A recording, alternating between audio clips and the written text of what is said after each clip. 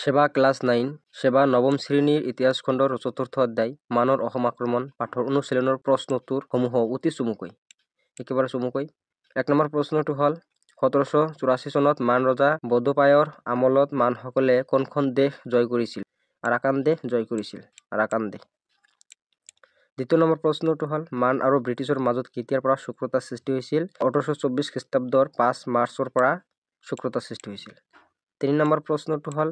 মানৰ উপদ্ৰৱত থাকিব নোৱাৰি শ্ৰীহট্টলৈ পলাই যোৱা কাছাৰৰ ৰজাজনৰ নাম কি আছিল কাছাৰৰ ৰজাজনৰ নাম আছিল গোবিন্দ চন্দ্ৰ সিং ৪ নম্বৰ প্ৰশ্নটো হ'ল কোন যুদ্ধত আহোমৰ পৰাজয়ৰ বাতৰি পাই পূৰ্ণানন্দ বুঢ়াগোহাঁইৰ মৃত্যু হৈছিল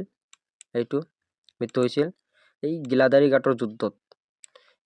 ঘাটৰ যুদ্ধত আহোমৰ পৰাজয়ৰ বাতৰি পাই পূৰ্ণানন্দ বুঢ়াগোহাঁইৰ মৃত্যু হৈছিল ভয়তে ৫ নম্বৰ প্ৰশ্নটো হ'ল বৈশালী হুকুম কি বৈশালী হুকুম হৈছে মান লেখকসকলে লিখা মানৰ সামৰিক অভিযানৰ এটা টকৰৰ নাম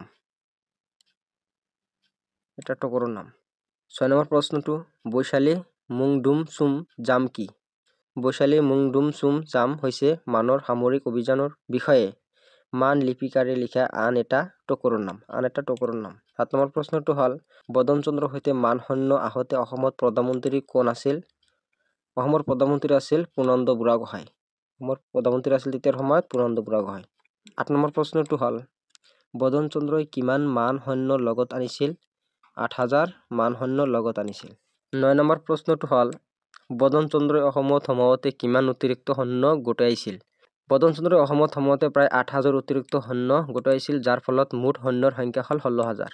১০ নম্বৰ প্ৰশ্নটো হ'ল বদন চন্দ্ৰক চন্দ্ৰকান্ত সিংহই কি উপাধিৰে প্ৰধানমন্ত্ৰী পাতিছিল চন্দ্ৰকান্ত সিংহই বদন চন্দ্ৰ বৰফুকন উপাধিৰে প্ৰধানমন্ত্ৰী পাতিছিল ১১ নম্বৰ প্ৰশ্নটো হ'ল মানৰ অসম আক্ৰমণ কোন চনত হৈছিল মানৰ অসম আক্ৰমণ ১৮১৭ চনত ১৮১৯ চনত ১৮২১ চনত হৈছিল তিনিবাৰ হৈছিল ১২ নম্বৰ প্ৰশ্নটো হ'ল কোন চনত বদন চন্দ্ৰক হত্যা কৰা হৈছিল ১৮১৮ চনত বদন চন্দ্ৰক হত্যা কৰা হৈছিল শুদ্ধ উত্তৰটো বাছি উলিওৱা পিছৰ প্ৰশ্নটো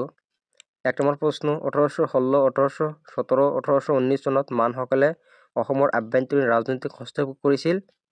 কোনটো ১৮১৭ চনত এইটো ৰাইট আনসাৰ এই মাজৰটো ২য় নম্বৰ প্ৰশ্নটো হ'ল জগন্নাথ ঢেকিয়াল ফুকন বদন চন্দ্ৰ বৰফুকন চন্দ্ৰকান্ত বুঢ়াগোহাঁই এই ৰুচিনাথ বুঢ়াগোহাঁইৰ ভাতৃ আছিল এই ৰুচিনাথ বুঢ়াগোহাঁইৰ ভাতৃ কোন আছিল জগন্নাথ ঢেকিয়াল ফুকন এইটো হ'ব সঠিক আনসাৰ ৩ নম্বৰ প্ৰশ্নটো হ'ল বদন চন্দ্ৰ হত্যাকাণ্ড সংঘটিত হৈছিল ১৮১৬ ১৮১৭ ১৮১৮ চনৰ আগষ্ট মাহত ১৮১৭ চনৰ আগষ্ট মাহত হৈছিল ৪ নম্বৰ প্ৰশ্নটো হ'ল ৰাজমাও নুমলী চন্দ্ৰকান্ত সিংহ পূৰ্ণানন্দ বুঢ়াগোহাঁই বজ্ৰনাথ গোহাঁইৰ মাতৃ আছিল চন্দ্ৰকান্ত সিংহৰ মাতৃ ৰাজমাও নুমলী